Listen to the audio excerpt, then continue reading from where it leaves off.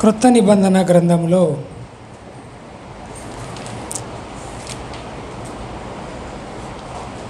Mark సువార్త క్రొత్త నిబంధన గ్రంథంలో మార్కు సువార్త 1వ అధ్యాయము 5వ వచనాన్ని చదువుకుందాం. మార్కు సువార్త 1వ అధ్యాయము 5వ వచనం. అంతటా యూదయ దేశస్థులందరూ యెరూషలేము వారందరూ బయలుదేరి అతని యొద్దకు వచ్చి తమ పాపములను ఒప్పుకొనుచు యోర్దాను నదిలో అతని చేత బాప్తిస్మం పొందుచుండిరి. అలాగే ఇంకొక వచనాన్ని కూడా చదువుకుందాం. మొదటి యోహాను పత్రిక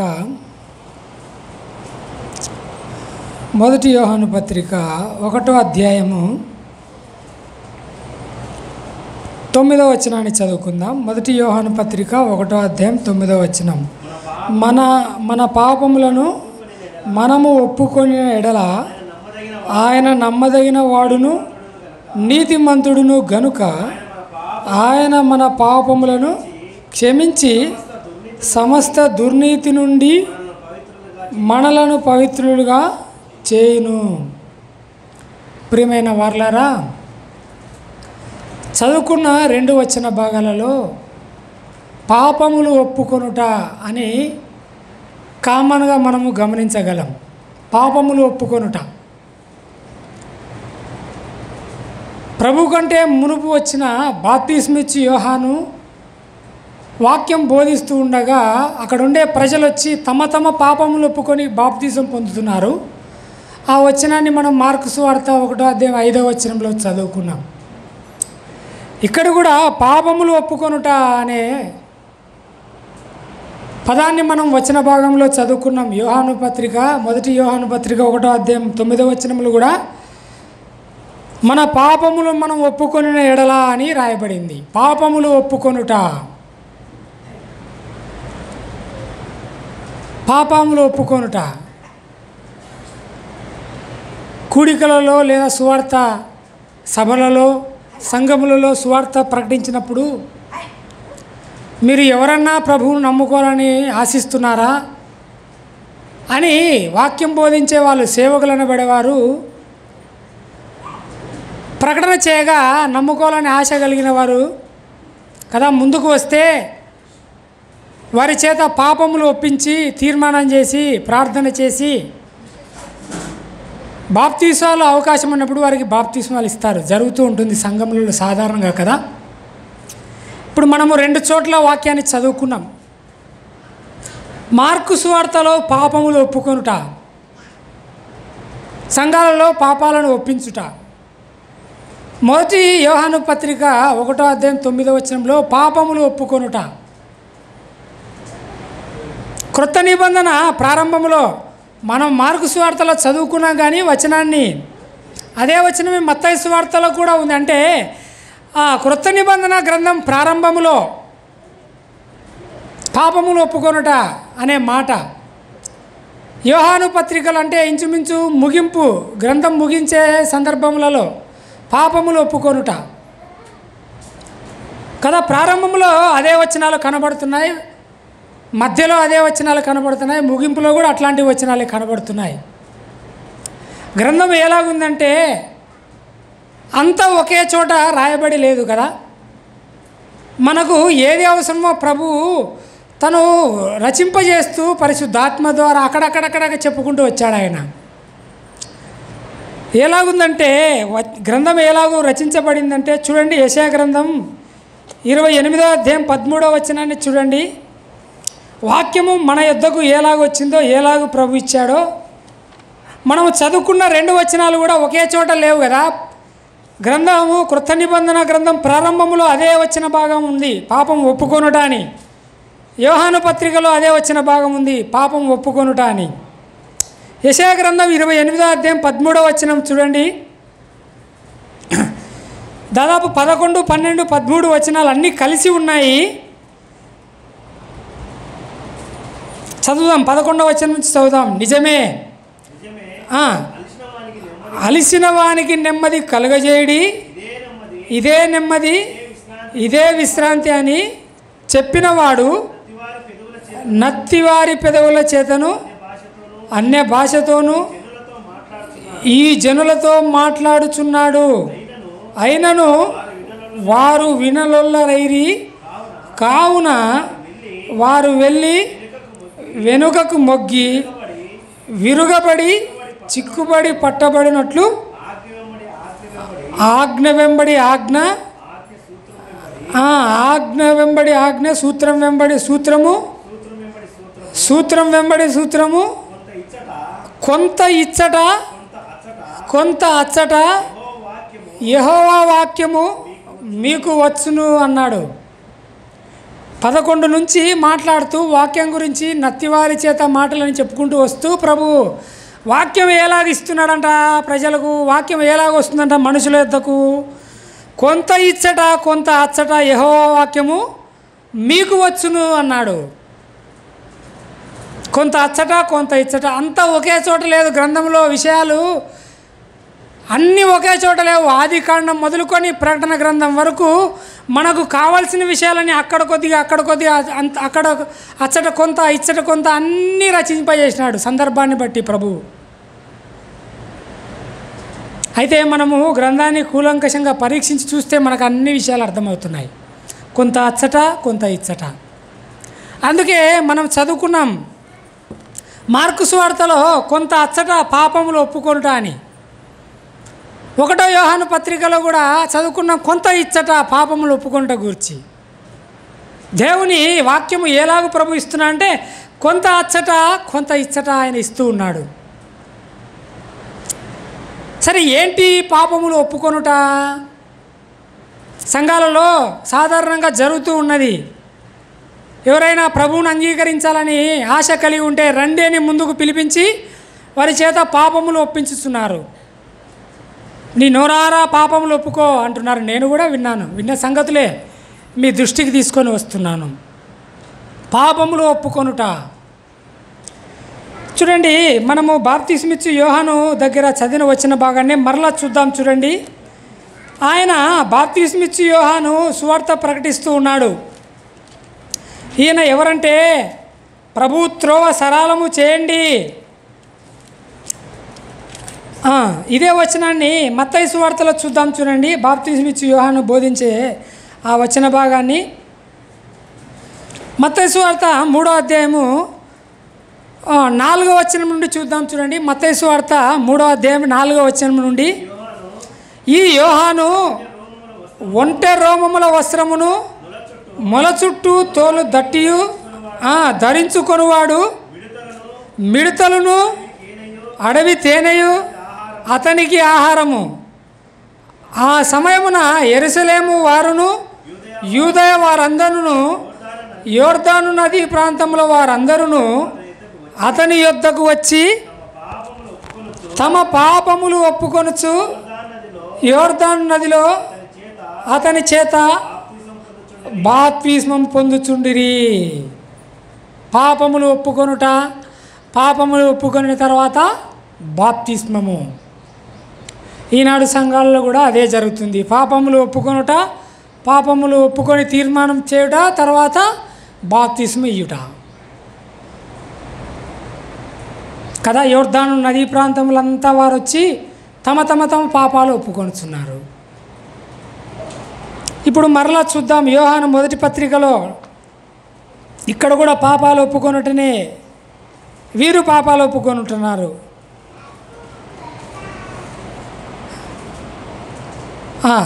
మొదటి యోహాను పత్రిక 1వ అధ్యాయం 1వ వచనం చూద్దాం. చూడండి, జీవవాక్యమును గూర్చినది ఆది నుండి ఏది ఉండెనో మేమేది వింటిమో, కన్నులారా ఏది చూచితిమో, ఏది నిదానించి కనుగొంటిమో, మా చేతులు దేనిని తాకి చూచెనో అది మీకు తెలియజేయుచున్నాము.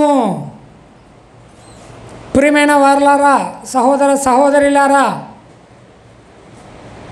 ఇదే అధ్యాయములో 9వ వచనములో మనము మన పాపములు ఒప్పుకొనేలా అని వచనాన్ని ఆ భాగాన్ని చదివాం మనం మొదట.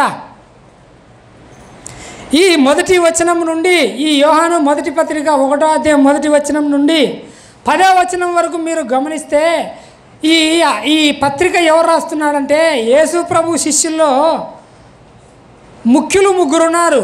పేతురు, యోహాను, యాకోబులు. వారిలో ముఖ్యుడైన యోహాను రాస్తున్నాడు. మీరు పౌలు పత్రికలు గమనిస్తే ప్రభువు నాకు ఇచ్చిన అధికారమును బట్టి, ప్రభువు నాకు ఇచ్చిన వాక్యాన్ని బట్టి నేను మీకు రాస్తున్నాను అన్నాడు.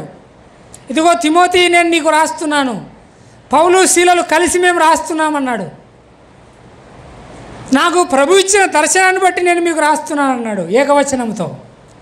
కానీ యోహాను మేము, మీకు అని బహువచనాన్ని వాడాడు. చూడండి, మీరు ఇంటికి వెళ్ళినాక చదివి చూడండి. 1వ అధ్యాయం నుంచి 1వ అధ్యాయంలో మొదటి వచనం నుండి 11వ వచనం 10 వచనాలు ఉన్నాయి. 10 వచనం వరకు చదివి చూడండి. మేము, మీరు, మనము, మేము, మీరు, మనము అని దాదాపు 28 సార్లు ఉంది. 28 టైమ్స్ ఉంది. నేను లెక్కేస్తే నాకు 28 సార్లు కనపడింది. బహుశా మీరు లెక్కేస్తే ఎక్కువ కావచ్చు, తక్కువ కావచ్చు, మొత్తానికి ఎక్కువ సార్లు ఉంది. ఉద్దేశం అదే. నేను అనే ఏకవచనాన్ని ఆయన వాడడం లేదు. మేము, మీరు, మేము, మీరు. కావాలంటే చూడండి, ఇప్పుడు 1వ వచనం చదివాం కదా, 2వ వచనం చూడండి. జీవము ప్రత్యక్షమాయను, తండ్రి యొద్ద ఉండి మాకు అని బహువచనాన్ని వాడుతున్నాడు. ప్రత్యక్షమై ఆ నిత్య జీవము మేము చూచి ఆ జీవమును గురించి సాక్ష్యం ఇచ్చుచు దానిని మీకు తెలియపరచుచున్నాము. మాతో బహువచనం కూడా మీకు సహవాసము కలుగునట్లు మేము చూసిన దానిని, విన్న దానిని మీకు తెలియజేస్తున్నాము. మన సహవాసం అయితే బహువచనం. 4వ వచనంలో మన సంతోషము. 5వ వచనంలో మేము, మీకు, మేము మేము మేము ఆయన వలన విని మీకు ప్రకటించిన అన్నాడు 5వ వచనంలో. 7వ వచనంలో మనం అబద్ధమాడుచు అని మనం అన్నాడు. 8వ వచనంలో మనము పాపము లేని వారమని చెప్పుకొనుచు మనలను మనమే అన్నాడు. 9వ వచనంలో మన పాపములు మనము అని బహువచనం వాడాడు. 10వ వచనంలో మనము పాపము చేయలేదని చెప్పుకొని ఎడలా అన్నాడు.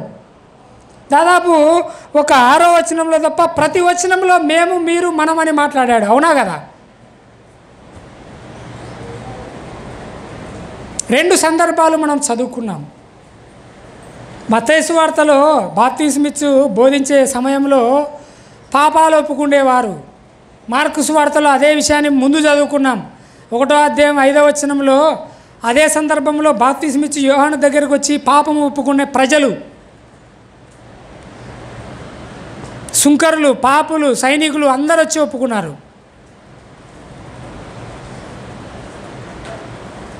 ఇక్కడ మొదటి యోహాను పత్రికలో పాపాలు ఒప్పుకున్నట గురించి చెప్పబడిన వారు ఇద్దరికి తేడా ఉంది. బాప్తిస్మిచ్చు యోహాను దగ్గర ఒప్పుకునేవారు పాపులు, ప్రభువును ఎరుగని వారు, ప్రభువును అంగీకరించని వారు, ప్రభు అంటే ఎవరో తెలియని వారు.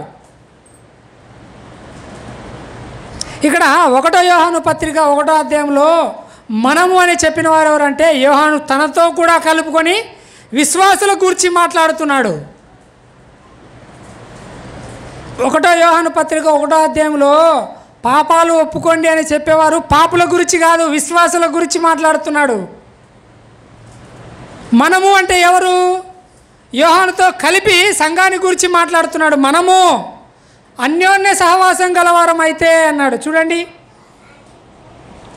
7వ వచనం చూడండి. 1వ యోహాను పత్రిక 1వ అధ్యాయం 7వ వచనం. అయితే ఆయన వెలుగులో ఉన్న ప్రకారము మనము వెలుగులో నడిచిన ఎడల మనము అన్యోన్య సహవాసము గలవారమై ఉందుము. అప్పుడు ఆయన కుమారుడైన యేసు రక్తము ప్రతి పాపము నుండి మనలను పవిత్రులుగా చేయును అన్నాడు. ఎవరు మనులంటే ఎవరు? మనమంటే ఎవరు? ఈ వచనాన్ని సువార్తలో విరివిగా వాడుతున్నారు. సంఘాలకు ముందు కూడా, మందిరాలకు ముందు కూడా యేసుక్రీస్తు రక్తము ప్రతి పాపము నుండి మనలను పవిత్రులుగా చేయును అని రాస్తున్నారు అని పాపులకు చెప్తున్నారు. ప్రభువుని ఎరుగని వారికి, ప్రభువుని అంగీకరించని వారికి సువార్తలో ప్రకటిస్తున్నారు, సువార్తలో చెప్తున్నారు. మనము మన పాపములను ఒప్పుకునే ఎడల యేసుక్రీస్తు రక్తము ప్రతి పాపము నుండి మనలను పవిత్రులుగా చేయను వేరు, రక్షించును వేరు. చాలా తేడా ఉంది. మీకు తెలుసు కదా, మనకందరికి తెలిసిన విషయాన్ని చెప్తాను. మన జీవితంలో మన ఇంట్లో ట్యాబ్లెట్లు వేసుకునేవారు ఉన్నారు. అవసరాన్ని బట్టి జ్వరాలు ఏదైనా వస్తే మనం కూడా వేసుకుంటూ ఉంటాం సాధారణంగా. కొన్ని తినకముందు పడిగడుపున వేసుకోవాలా అంటారు, కొన్ని తిన్న తర్వాత వేసుకోవాలా అంటారు, కొన్ని ఉదయమే వేసుకోవాలా అంటారు, కొన్ని రాత్రి మాత్రమే పడుకునే ముందు వేసుకోవాలా అంటారు. అవునా కదా? తినకముందు వేసుకుంటేనే పనిచేస్తుంది, పడిగడుపున. తిన్న తర్వాత పనిచేస్తుందని చెప్పాడు డాక్టర్. అవునా కదా? చిన్న ట్యాబ్లెట్ సన్నగా ఉంటుంది, 500 mg అంటాడు.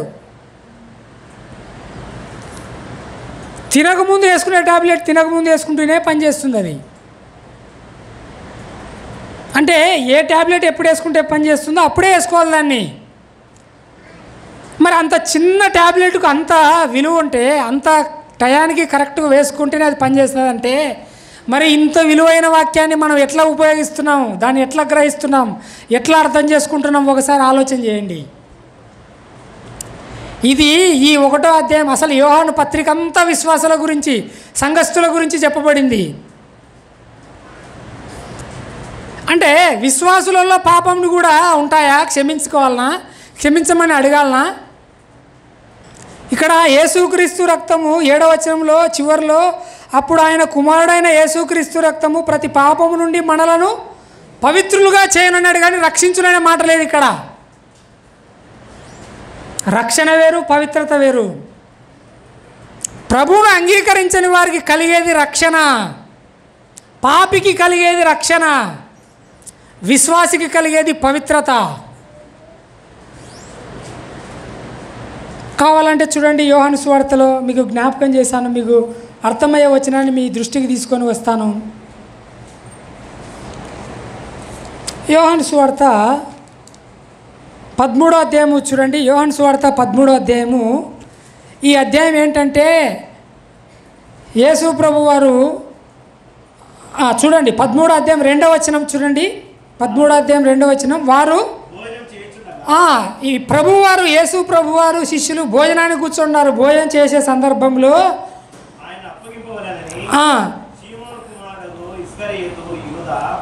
ఈయన చాలండి అన్న. ఇప్పుడు 4వ వచనం చూడండి.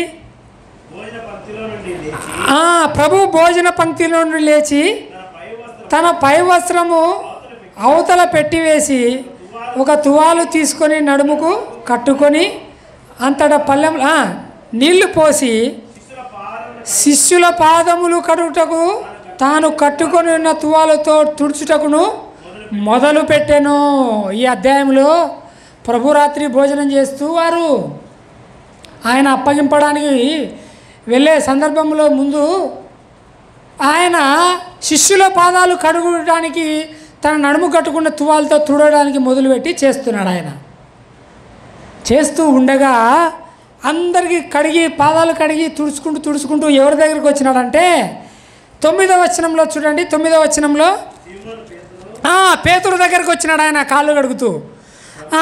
సీమోను పేతురు, ప్రభువా నా పాదములు మాత్రమే కాక నా చేతులు నా తల కూడా కడుగుమని ఆయనతో చెప్పాను. యేసు అతను చూసి, స్నానము చేసిన వాడు పాదములు తప్ప మరేమీ కడుక్కొనక్కర్లేదు, అతడు కేవలం పవిత్రుడాయను. ఇక్కడ చూడండి విషయం, మనకు కావలసిన విషయం ఇక్కడ దొరుకుతుంది. ఆయన పాదాలు కడుక్కుంటూ వస్తూ పేతురు దగ్గరికి వస్తే పేతురు ఆగి, ప్రభువా నా పాదాలు మాత్రమే వద్దు, నా తల కడుగు, నా చేతులు కడుగు, నా తల కూడా కడుగు అంటున్నాడు ఆయన. ఆయన ఏమన్నాడు, ప్రభు స్నానం చేసిన వాడు మరలా స్నానం చేయాల్సిన పని లేదు, పాదాలు మాత్రం కడుక్కుంటే చాలు అన్నాడు.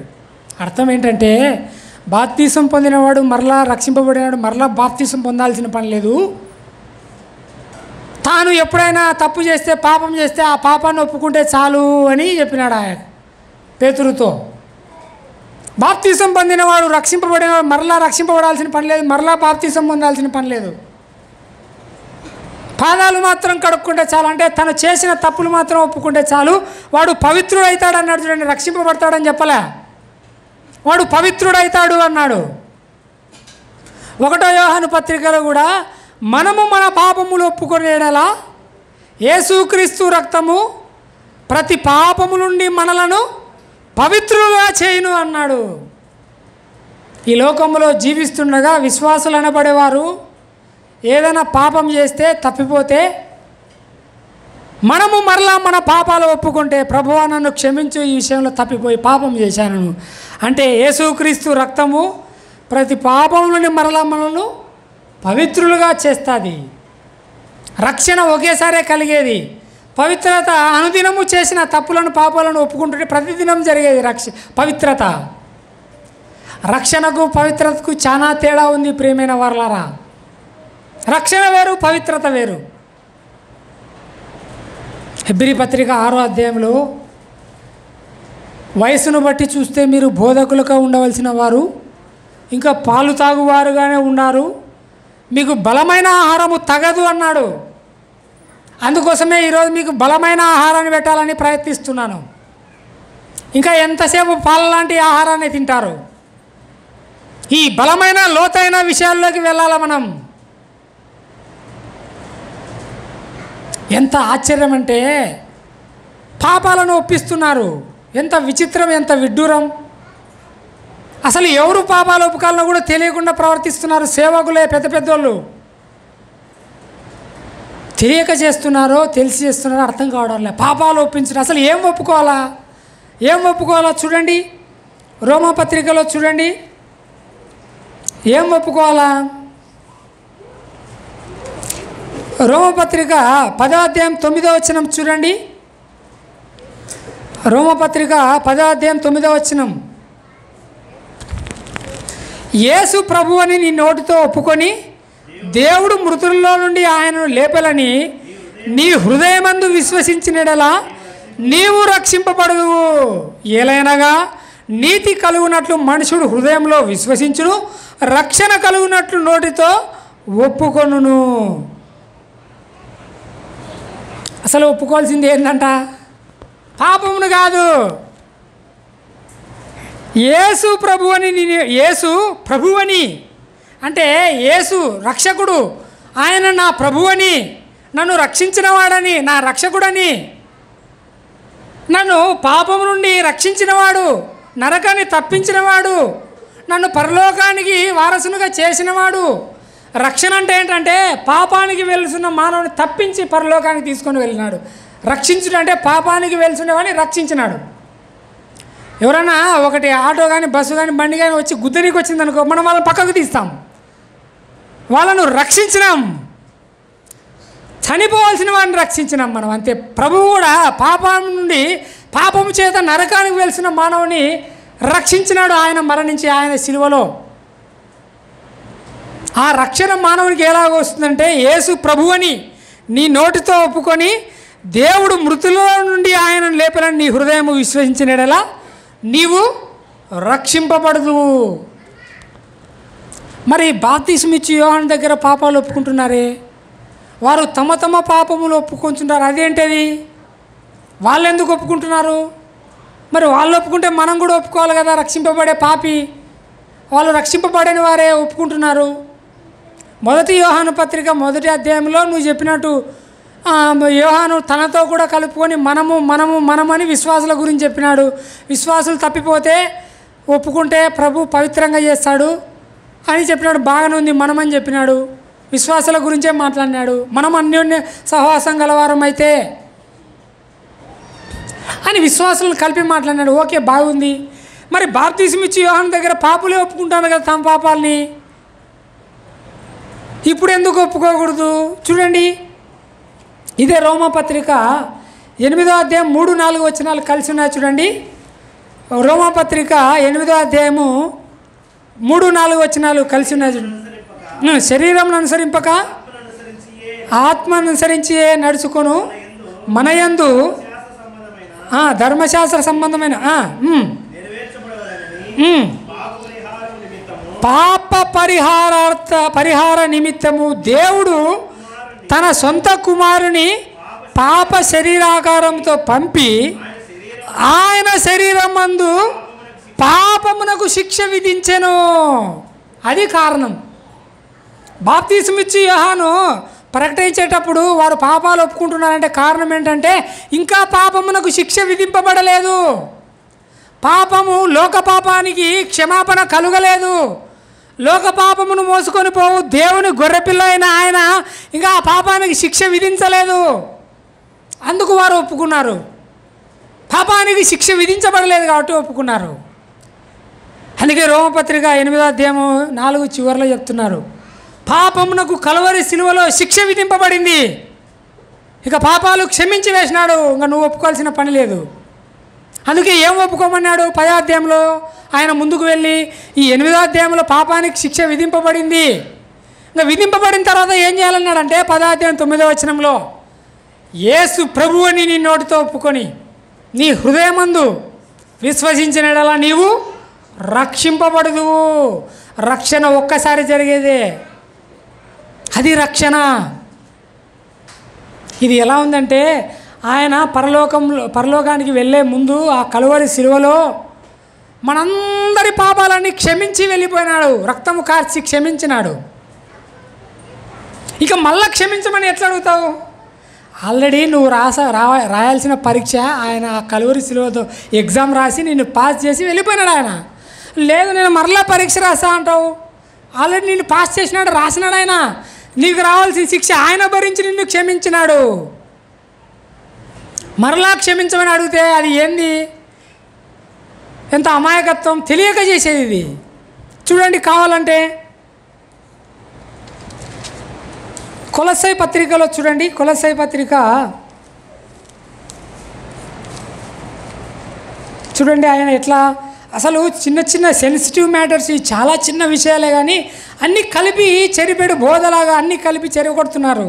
2వ అధ్యాయం చూడండి, కొలస్సై పత్రిక 2వ అధ్యాయము 13-15 వచనాలు కలిసి ఉన్నాయి. చూడండి, కొలస్సై పత్రిక 2వ అధ్యాయము 13-15 వచనాలు కలిసి ఉన్నాయి. మరియు అపరాధములు అంటే పాపములే, అపరాధముల వలనను శరీరమందు సిన్నది పొందగా ఇండుట వలనను మీరు మృతులై ఉండగా, అంటే పాపముల చేత చచ్చి ఉండగా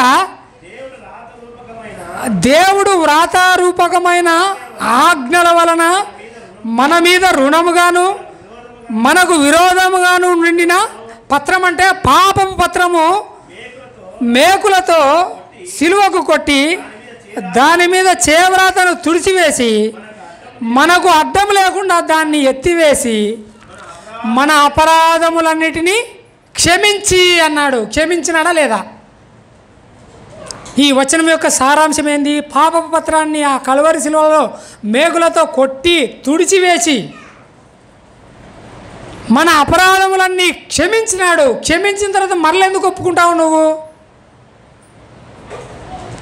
మీరు కావాలంటే మత్తయి సువార్త నుంచి ప్రకటన గ్రంథం వరకు చదివి చూడండి. ఎక్కడ కూడా పాపాలు ఒప్పుకోమని పాపి గురించి చెప్పబడలేదు. రక్షింపబడిన విశ్వాసి ఎప్పుడైనా తప్పిపోతే పాపం చేస్తే దాన్ని ఒప్పుకోమని చెప్పవాడిని. ఆయన క్షమించి వేసినాడు, మరలా ఎట్లా ఒప్పుకోవాలా? ఎంత విచిత్రంగా ఉంది చూడండి. ఇది ఎట్లుందంటే తినకముందు వేసుకునే ట్యాబ్లెట్, తిన్న తర్వాత వేసుకునే ట్యాబ్లెట్ కూడా తేడా ఉంది. బాప్తిస్మిచ్చి యోహాను దగ్గర పాపాలు ఒప్పుకొనుటకు 1వ యోహాను పత్రికలో పాపాలు ఒప్పుకొనుటకు అంత తేడా ఉంది. బాప్తిస్మిచ్చి యోహాను దగ్గర పాపాలు ఒప్పుకుంటుంది తినకముందు వేసుకునే ట్యాబ్లెట్ అది. యోహాను పత్రిక 1వ అధ్యాయంలో పాపాలు ఒప్పుకుంటే ఏంటంటే తిన్న తర్వాత వేసుకునే ట్యాబ్లెట్ ఇది. అంటే రక్షణకు ముందు, రక్షణ తరువాత. బాప్తిస్మిచ్చి యోహాను దగ్గర వారు పాపాలు ఎందుకు ఒప్పుకుంటారంటే పాపానికి శిక్ష విధింపబడలేదు, పాపాలు క్షమింపబడలేదు, మానవ జాతి యొక్క పాపాలు క్షమింపబడలేదు, అందుకు వారు ఒప్పుకుంటూ వచ్చారు. ఒక్కసారి శిక్ష విధింపబడింది, ఆ కలువరి సిలువలో కొట్టివేయబడినాయి, పాపాలన్నీ క్షమింపబడినాయి. క్షమింపబడినాయి ఒప్పుకుంటే ఎలాగో మనం చూడండి. ఇదే విషయాన్ని చాలా చోట్ల చెప్పాడు. నేను అక్కడక్కడ మీకు జ్ఞాపకం చేస్తాను చూడండి. ఎఫ్ఎస్సి పత్రికలు కూడా ఇలాంటి మాటలే ఉన్నాయి చూడండి. ఎఫ్ఎస్సి పత్రిక 1వ అధ్యాయం 7వ వచనం చూడండి. ఎఫ్ఎస్సి పత్రిక 1వ అధ్యాయం 7వ వచనం. దేవుని కృపా మహాదైశ్వర్యం బట్టి ఆయన రక్తం వలన మనకు విమోచనము అనగా మన అపరాధములకు క్షమాపణ మనకు కలిగి ఉన్నది అన్నాడు. మన అపరాధములకు క్షమాపణ కలిగి ఉన్నది అంటే కలిగిందా లేదా? క్షమించాడా లేదా? క్షమించినాడు. క్షమించినది మళ్ళీ ఎలా ఒప్పుకుంటాం మనం? క్షమించిన దాన్ని కూడా మరలా ఒప్పుకుంటే ఎంత అమాయకులు అన్నారో వాళ్ళని తెలియక చేయడం. ఇందాక చదువుకున్నామే, కొంత అచ్చట కొంత ఇచ్చట ఉంది వాక్యం. దాన్ని సత్యవాక్యమును సరిగా విభజించు తిమోతి. మనం విన్నాం సత్యవాక్యాన్ని ఎలాగ విభజించాలో. ఒకరోజు సత్యవాక్యాన్ని సరిగా విభజించాలా, సరిగా గ్రహించాలా, సరిగా జీర్ణం చేసుకోవాలా, సరిగా అర్థం చేసుకోవాలా, సరిగా హృదయంలో పెట్టుకోవాలా. అప్పుడు అది తినకముందు ఎట్లా ట్యాబ్లెట్ పనిచేస్తుందో అంత బాగా పనిచేస్తుంది వాక్యం. మనకు తిన్న తర్వాత ట్యాబ్లెట్ ఎట్లా పనిచేస్తుందో వేసుకుంటే అట్లా పనిచేస్తుంది వాక్యం. మన ఆత్మలకు నెమ్మది, మన ఆత్మలో జీవం, మన ఆత్మలో సంతోషం, మన ఆత్మలో తృప్తి, అంతగా మన ఆత్మ సంతోషిస్తుంది. ఆ వాక్యాన్ని అర్థం చేసుకొని తింటుంటే ఆ మధురమే వేరు. అందుకే ప్రకటన గ్రంథంలో సంఘాలకు చెప్తూ 3-4 సార్లు అన్నాడు, నువ్వు జీవించుచున్నావని మాట మాత్రం ఉంది కానీ నీ మృతుడవే. ఎందుకంటే వాక్యాన్ని గ్రహించలేవు, వాక్యాన్ని ధ్యానం చేయవు, వాక్యాన్ని చదువుతావు కానీ ధ్యానం చేయవు. చదివితే న్యూస్ పేపర్లో చదువుకుంటూ వెళ్తావు అంతే, అది అర్థం కాదు. వాక్యమును ధ్యానించుట, ప్రభు ఏం చెప్పాలనుకుంటున్నారో దాన్ని ధ్యానించి గ్రహించుట. ఎంత తేడా ఉందో చూడండి. పాపములు ఒప్పుకొనుట. ఇంకా చూడండి చాలా వచనాలు ఉన్నాయి కానీ అక్కడక్కడ కొన్ని వచనాలను మీకు జ్ఞాపకం చేస్తాను. ప్రకటన గ్రంథంలో చూడండి, మనకు బాగా తెలిసిన వచన భాగమే. 1వ అధ్యాయము 6వ వచనం చూడండి. ప్రకటన గ్రంథంలో 1వ అధ్యాయం 6వ వచనం చూడండి. మనలను ప్రేమించుచు తన రక్తం వలన మన పాపముల నుండి మనలను విడిపించిన వానికి. ఎక్కడి నుండి విడిపించాడంట? మన పాపముల నుండి మనలను విడిపించాడా లేదా? విడిపించినాడు కదా. విడిపించిన దాన్ని మరలా ఒప్పుకుంటానంటావేంటి? మనలను ప్రేమించుచు తన రక్తం వలన మన పాపములను విడిపించాడు. విడిపించి క్షమించి వేసినాడు. ఆ కలవరిశిలలో కొట్టివేసినాడు. మన పాపముల నుండి మనల్ని విడిపించినాడు. విడిపిస్తే మళ్ళీ క్షమించు అని ఎట్లా అడుగుతావు? విడిపించిన దాన్ని క్షమించు. ఇప్పుడు ఎగ్జామ్ రాసి 10వ తరగతి పాస్ అయ్యారు, మరలా వెళ్ళి నాకు పరీక్ష పెట్టి నేను రాస్తానంటే అది ఏమంటారు వాళ్ళని? ఇది అమాయకత్వమా కాదా? ఎన్ని వచనాలు మీరు చదివి చూడండి. విడిపించినాడు, విడిపించినాడు, విడిపించినాడు, క్షమించినాడు, విడిపించినాడు, క్షమించినాడు.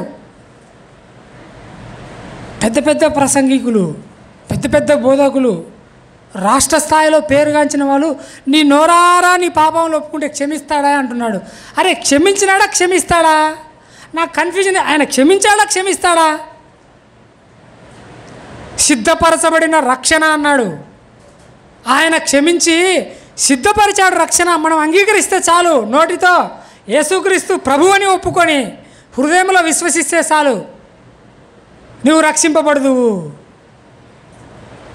చూడండి, ఇందాక అన్నగారు ఆరాధనలో జ్ఞాపకం చేశారు 1వ పేతురు పత్రిక 2వ అధ్యాయంలో కూడా అదే వచ్చిన ముందు చూడండి. 1వ పేతురు పత్రిక 2వ అధ్యాయంలో క్షమించిన మాటలే ఉన్నాయి చూడండి. 2వ అధ్యాయము 24వ వచనం చూద్దాం చూడండి. 24వ వచనం. మనము పాపముల విషయమై చనిపోయి నీతి విషయమై జీవించినట్లు. ఆగుదాం ఇక్కడ. ఏమన్నాడంటే మనం పాపముల విషయమై చనిపోయినట్లు నీతి విషయమై జీవించడానికి ఏం చేసినాడంట? పాపం విషయంలో మనమేం చనిపోలే. మనం కలవరి శిలువలో మన పాపాల కోసం మనం చనిపోలే. కానీ మనము చనిపోయేటట్లు, నీతి విషయమై మనం బ్రతికేటట్లు, జీవించేటట్లు ఏం చేశాడంట? ఆయన తానే తన శరీరమందు మన పాపములను మ్రాను మీద మోసుకొనెను, ఆయన పొందిన గాయముల చేత మీకు స్వస్థత నొందితిరి అన్నాడు. అంటే ఆ గాయాల చేత మనకు స్వస్థత కలిగింది, పాపము నుండి స్వస్థత కలిగింది, పాప రోగం నుండి స్వస్థత కలిగింది. అంటే పాప రోగం నుండి మనం శుద్ధులమైన స్వస్థత కలిగింది. మరలా పోయి పాపముని క్షమించు అని అడిగితే ఎట్లుంటుంది? మనకు పాప రోగం ఉంటే క్రీస్తు ప్రభు అనే డాక్టర్ దగ్గరికి వెళ్ళినాం, ఆయన అంగీకరించినాం, నోటితో ప్రభు అని ఒప్పుకున్నాం, హృదయంలో విశ్వసించినాం, రక్షించినాడు. మనకు జ్వరం వస్తే డాక్టర్ దగ్గర పోయినాం, ట్యాబ్లెట్ ఇచ్చినాడు, బాగా అయిపోయినాం. మరలా పోయి నాకు ట్యాబ్లెట్ అంటే ఎట్లుంటుంది? అది నువ్వు రక్షింపబడి బాగుండవా, నీకెందుకు ట్యాబ్లెట్ వెళ్ళు అంటాడు కదా. ఆయన కలువరి శిలువలో రక్షించినాడు. మనము పాపముల విషయం చనిపోవడానికి, నీతి విషయం బతకడానికి ఆయనే తన వీపున శిలువను మోసుకొని, తన శరీరమందు శిలువ మోసుకొని ఆయన పొందిన గాయముల చేత స్వస్థత కలిగింది. ఆ కలువరి శిలువలో ఆయన పొందిన గాయముల చేత ఎంతమంది భూలోకాలు రాబోతున్నారో అందరి కొరకు చిందింపబడింది సరిపోయిన రక్తం, అందరికీ ఆ పాప గాయాలు స్వస్థత కలిగింది. ఇక మరలా నాకు స్వస్థత చెయ్యి, నన్ను రక్షించు, నేను పాపిని, నువ్వు పాపివే అంగీకరిస్తే, రోమపత్రికలు చూస్తాం 10:9 యేసు ప్రభువుని నీ నోటితో ఒప్పుకొని, చూడండి ఆ మాట మరలా, యేసు ప్రభువుని నీ నోటితో ఒప్పుకొని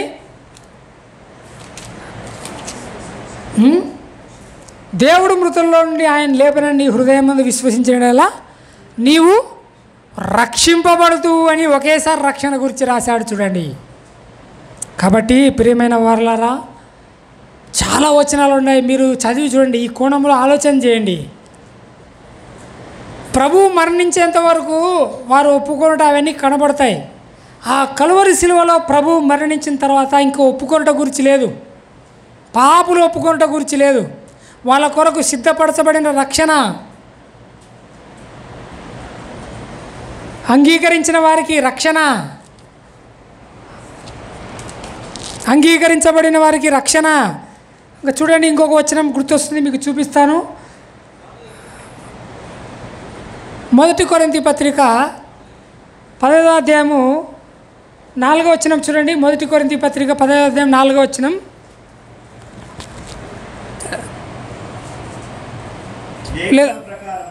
3వ వచనం చూద్దాం. 3వ వచనం,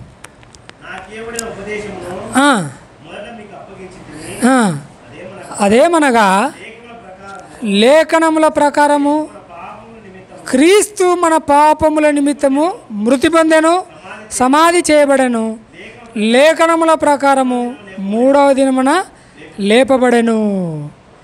ఈ దేనికోసం ఆయన చనిపోయాడంట? మన పాపముల నిమిత్తం, మన పాపములు క్షమింపబడాలని చనిపోయాడు ఆయన. 3వ దినమున తిరిగి లేచాడు. ఆ కలువరి శిలువలో మన పాపాల కోసం చనిపోయి క్షమించి తిరిగి లేచాడు ఆయన. మన కొరకు చనిపోయి తిరిగి లేచి మనల్ని క్షమించాడు ఆయన. క్షమించిన దాన్ని మరలా అడగాల్సిన ఆవశ్యకత లేదు, అవసరం లేదు. ఇంకో వచనాన్ని చూపిస్తాను చూడండి. ఎఫ్ఎస్సి పత్రికలోనే చూడండి. ఎఫ్ఎస్సి పత్రిక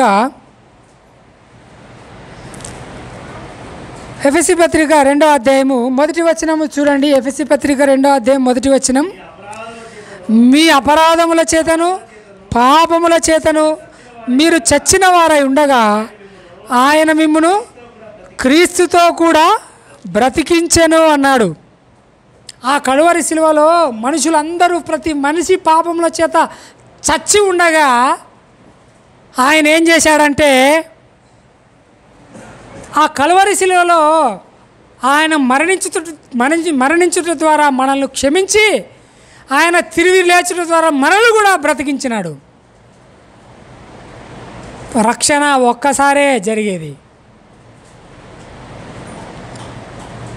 రక్షణ ఒక్కసారే జరిగేది. ప్రియమైన వారలారా, నేను 1-2 వచనాలు చూపించి ముగిస్తాను. ఇదే ఎఫ్ఎస్సి పత్రికలో 2వ అధ్యాయము 14వ వచనం చూడండి. 2వ అధ్యాయం 13వ వచనం చూడండి.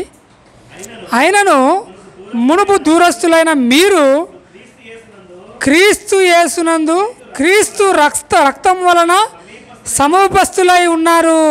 ఎట్లా సమీపస్తులు? ముందు దూరస్తులు అంటే ముందు పాపులుగా ఉండే మీరు యేసుక్రీస్తుకు సమీపస్తులుగా ఎలాగయ్యారంటే ఆయన రక్తం వలన. ఎందుకంటే ఆయన రక్తం ద్వారా క్షమించాడు, ఆయన రక్తం ద్వారా పాపాలు క్షమించాడు, పాపాలు కడిగాడు, మనల్ని రక్షించాడు. ఆ రక్షణ ద్వారా మనము సమీపస్తులమై ఉన్నాము.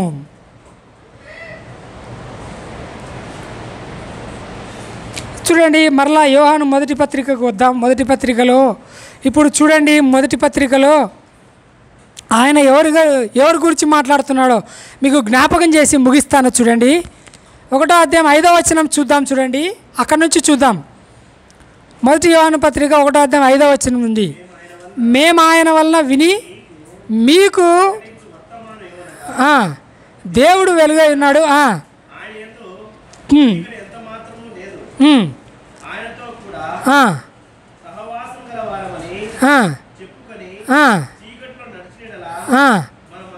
మనం అబద్ధం ఆడుచు సత్యం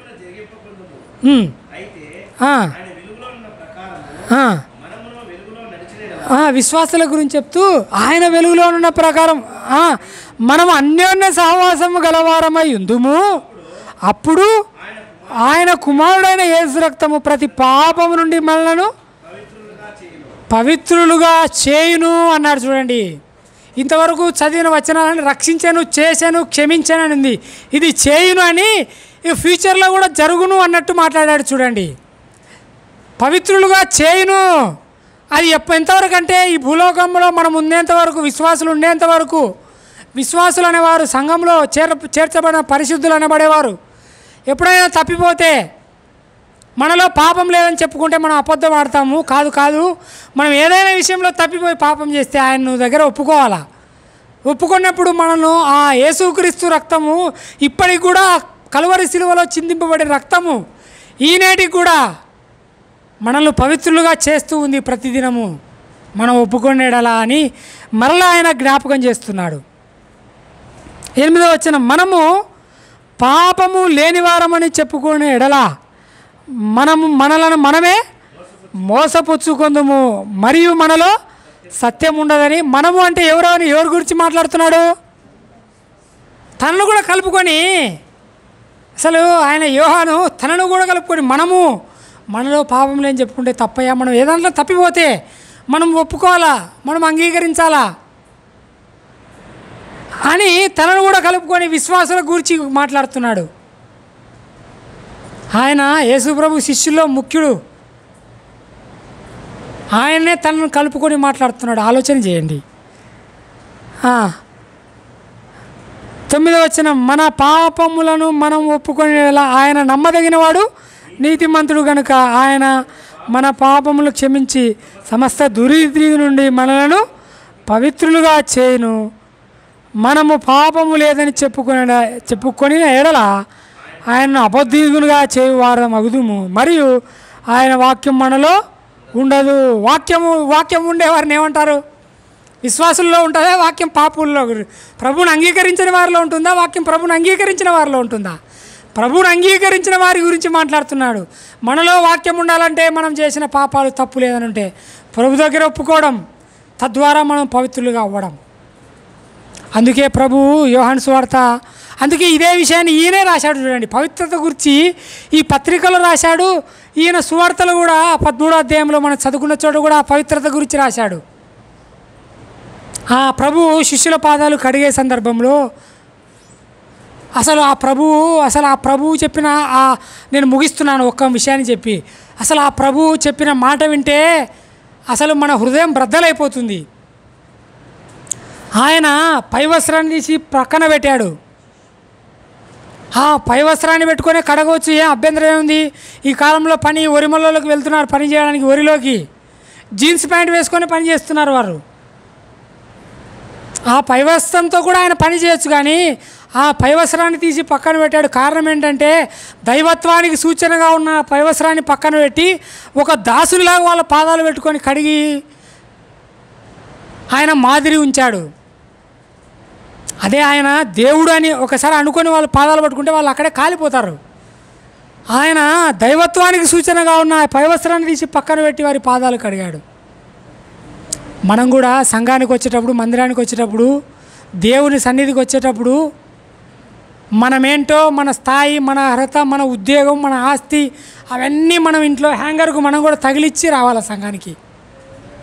ఒక సాధారణ విశ్వాసే నిలబడిన నేను, మనం అందరం కూడా నా ఉద్యోగం ఏందో, నా ఆస్తి ఏందో, నా పిల్లలు, నా అదంతా మనకు అనవసరం. మనం సాధారణ విశ్వాసులం మాత్రమే. అందుకే ఆయన పైవస్త్రాన్ని తీసి ఒక సాధారణ దాసుల్లాగా కడిగాడు. పేతురు దగ్గరికి రాగా ఆయన ఏమన్నాడంటే, ప్రభువా నాకు స్నానం నాకు తల గడుగు, నా చేతులు గడుగు అంటే, వద్దు వద్దు వద్దు. ఒక్కసారి స్నానం చేసినవాడు, ఒక్కసారి రక్షింపబడినవాడు, ఒక్కసారి బాప్తిసం పొందినాడు, మరలా పొందాల్సిన పని లేదు. వాడు తప్పు చేసి పాపం ఏదో చేస్తే పాదాలు మాత్రం కడుక్కుంటే చాలు, క్షమాపణ మాత్రం అడిగితే చాలు, వాడు కేవలం పవిత్రుడు. ప్రభువు వాక్యాలు చాలా లోతుగా ఉన్నాయి ప్రియమైన వారలారా. అసలు ఆయన ఆ పైవస్త్రాన్ని తీసి ఆయన చూడండి చివరి వచనం, అసలు ఆ పైవస్త్రాన్ని తీసి ఆ దైవత్వాన్ని పక్కన పెట్టినాడు. కానీ ఈనాడు సంఘాలలో అసలు ఎంత ప్రభువుకు ఇబ్బంది కలిగించే మాటలు మాట్లాడుతున్నారో చూడండి, మీకే చూపిస్తాను. మొదటి కొరింథీ పత్రిక 7వ అధ్యాయం 29వ వచనం నుండి చూద్దాం. చూడండి, మొదటి కొరింథీ పత్రిక 7వ అధ్యాయం 29వ వచనం చాలా ప్రాముఖ్యమైన వచనం. ఈ వచనాన్ని గురించి ఎవరు మాట్లాడరు.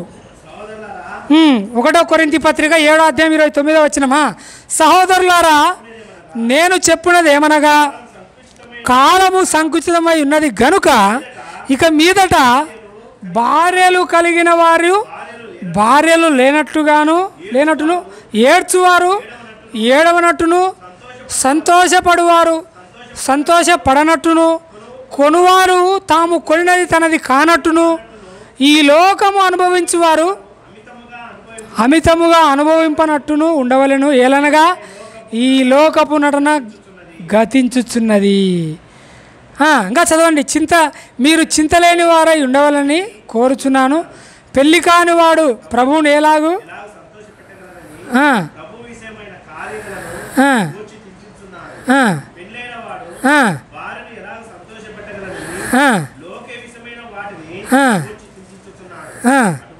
అటువలనే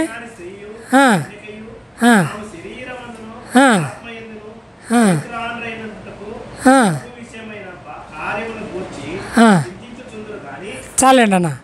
ఇక్కడ చదువుకున్న వచ్చిన భాగంలో 29 నుంచి ఏమన్నారంటే, భార్యలు కలిగిన వారు భార్యలు లేనట్టు, ఏడ్చువాడు ఏడవనట్టు, సంతోషపడవాడు సంతోషపడనట్టు, కొనువాడు కొనున్నది తనది కానట్టు, ఈ లోకంలో ఏది అనుభవించినా అది తనది కానట్టు ఉండాలన్నాడు. భార్యలు లేనివాడు భార్యలు ఉన్నవాడు భార్యలు లేనట్టు ఉండాలన్నాడు. అంటే అర్థం ఏంటి? ఇక్కడ నిలబడి సంఘములో మరలా నేను నా భార్య గురించి మాట్లాడకూడదు, అంతే కదా. నేను నా భార్య గురించి ఇక్కడ మాట్లాడితే భార్య ఉన్నట్టే నేను మాట్లాడుతున్నా. ఇక్కడ ఏమంటున్నాడు? భార్య ఉండేవాడు ఎట్లుండాలంట? సంఘానికి వస్తే భార్య లేనట్టే ఉండాలంట. కొన్నవాడు తనది కాదు ఉన్నట్టు ఉండాలంట. కొన్నవాడు వచ్చి దాని గురించి నేను 1 ఎకరా కొన్నాను, నేను 1 కారు కొన్నాను ఇక్కడ ప్రస్తావిస్తే బీదలనేవాడు నొచ్చుకుంటాడు, వాడు హృదయం గాయపడుతుంది, వాడు బాధపడతాడు, దేవుడు మాకు ఇవ్వలేదే అని వాడు గాయపడతాడని. సంఘంలో తారతమ్యాలు వస్తాయి, భేదాలు వస్తాయి, విభేదాలు వస్తాయి, అసూయలు, కలహాలు, మత్సరాలు, గొడవలు వస్తాయని. అసలు విశ్వాసికి వాటిపైన అపోహలు, వాటిపైన వ్యామోహం ఉండుట ద్వారా సంఘంలో గలిబిలి ఉంటుందని ప్రభువు తేటగా చెప్పాడు. ఈ లోకం అనుభవించేవాడు అనుభవించినట్టు ఉండాలన్నాడు. కానీ మీరు చూడండి, యూట్యూబ్లో అంతా వాళ్ళ భార్య గురించి సాక్ష్యం, పిల్లల గురించి సాక్ష్యం చెప్తారు, అన్నీ చెప్తారు. వాళ్ళు ఏదైనా కోటు కొంటే చెప్తారు, షర్టు కొన్నా చెప్తారు, ఏదైనా కారు కొన్నా చెప్తారు, ఏదైనా ఆస్తి కొన్నా చెప్తారు. అసలు నాకు దేవుడు ఆస్తి ఇచ్చినా అంటాడు. గ్రంథం ఏం చెప్తుంది? అసలు నువ్వు కొన్నది కొన్నట్టు ఉండాలా, నువ్వు అనుభవించినది అనుభవించినట్టు ఉండాలా. సంతోషపడువాడు సంతోషపడినట్టు ఉండకూడదు అంటుంది. ఇప్పుడు ఎందుకు చర్చిలో వచ్చి చెప్తారంటే సంతోషం, నేను ఇది కొన్నాను బ్రదర్, కారు కొన్నా బ్రదర్, నేను ఆస్తి కొన్నా బ్రదర్, నేను ఇది కొన్నా బ్రదర్, అది కొన్నా బ్రదర్ అని నువ్వు సంతోషించువాడు సంతోషించినట్టే ఉండాలా. ఎందుకంటే ఆయన పరలోక సంబంధి, పరలోకంలో ఆయన మహిమ, ఆయన సంతోషం, ఆయన ఐశ్వర్యం అంత ఉండేవాడు లేనట్టు వచ్చినాడు, రిక్తునిగా వచ్చాడు, దాసునిగా వచ్చాడు. అందుకే ఆయన దైవత్వాన్ని పక్కన పెట్టి ఒక దాసులాగా కాళ్ళు కడిగాడు. మనం కూడా సంఘానికి వచ్చేటప్పుడు మనకి ఏమున్నా ఏమి లేకపోయినా అది అనవసరం, కేవలం మనం ఒక విశ్వాసి మాత్రమే. అప్పుడే మనం ప్రేమించగలం, తోటి సహోదరునితో కూర్చోగలం, సంతోషించగలం. చాలా చోట్ల నేను గమనిస్తున్నాను, ఎవరైనా బీదోళ్ళు కుటుంబ ప్రార్థన పెట్టుకుంటే ఎవరు పోరు, వాళ్ళు ఏంది పెడతారులే, వాళ్ళు ఏంది అన్నట్టు ఉంటారు. ఎట్లా ప్రేమించగలం? ఆయన దైవత్వాన్ని సూచనగా ఉండే ఆ పై వస్త్రాన్ని తీశాడే. మనం మన ఆస్తులు, మన ఉద్యోగాలన్నీ మనం ఎందుకు ఇంట్లో పెట్టి రాకుండా సంఘానికి వచ్చేటప్పుడు కదా. ఎంత ఆశ్చర్యం! ప్రభువాక్యం ఎంత తేటగా చెప్తుంది. కాబట్టి ప్రియమైన వారలారా, పాపమును ఒప్పుకొనుట, మన స్థానం ఏంటో మనం ఆలోచన చేసి, చిన్న చిన్న విషయాలే కానీ చాలా మార్పు ఉంది, చాలా తేడా ఉంది. కాబట్టి మన అనుదిన జీవితంలో వాక్యాన్ని సరిగా గ్రహించుట, సరిగా ధ్యానించుట, సరిగా అర్థం చేసుకొనుట, అచ్చట కొంత ఇచ్చట కొంత ఉండే వాక్యాన్ని, సత్యవాక్యాన్ని సరిగా గ్రహించి అర్థం చేసుకోవాలని ప్రభు వాక్యం చేత హెచ్చరిక పొందుతున్నాం. ప్రభు తన వాక్యము ద్వారా మనల్ని సరిచేసి, తన సత్యవాక్యం ద్వారా మనతో మాట్లాడి, మన ఆత్మలకు తృప్తి కలుగజేసి, మన అనుదిన జీవితంలో మన విశ్వాస జీవితాన్ని, మన ఆత్మను ఉత్సాహపరిచి ముందుకు నడిపించునుగాక. ప్రభు ఈ వాక్యం మన కొరకై దీవించునుగాక. ప్రార్థన చేసుకుందాం. పరలోకమందున్న దేవా, పరిశుద్ధుడవు మా తండ్రి, మీ పాదములకు స్తుతులు స్తోత్రములు చెల్లిస్తున్నాం. ఇదిగో నాయన, ఇంతవరకు మీ వాక్యాన్ని విన్నాం. అవును, పాపములు క్షమించిన మీరు, మేము పుట్టక మునుపే, మానవుడి భూలోకానికి రాకమునుపే మీరు ఆ కలువరి శిలువలో అందరికీ సరిపోయే రక్తాన్ని చిందించి క్షమించి వేశారు. మీరు ఆ కలువరి శిలువలో మరణించిన తరువాత ఎంతమంది రాబోచున్నారో ఆ సమయాన ఉన్నవారికి, రాబో తరాలకును, గతించిన వారికి సరిపోయే రక్తం మీది. ఇక ఎన్నటికీ మీ పాపాలు జ్ఞాపకం చేసుకొనని ఒక్కసారే క్షమించారు. అవును, తెలియక అనేకులు మరలా పాపాలు క్షమించుకోండి, పాపాలు ఒప్పుకోండి అని నోటితో ఒప్పింపజేస్తున్నారు. కానీ యేసు ప్రభువుని నోటితో ఒప్పుకొని ఆయన మృతుల్లో నుండి దేవుడు ఆయన లేపనని హృదయంలో విశ్వసించడం ద్వారా రక్షణ కలుగుతుందని గ్రహించలేకపోతున్నారు.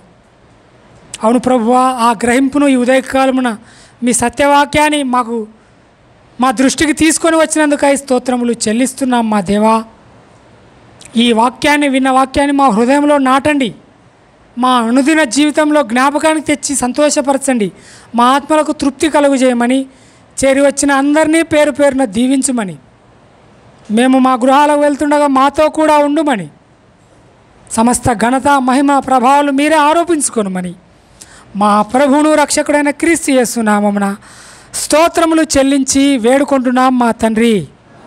Amen, amen. అందరికీ వందనాలు.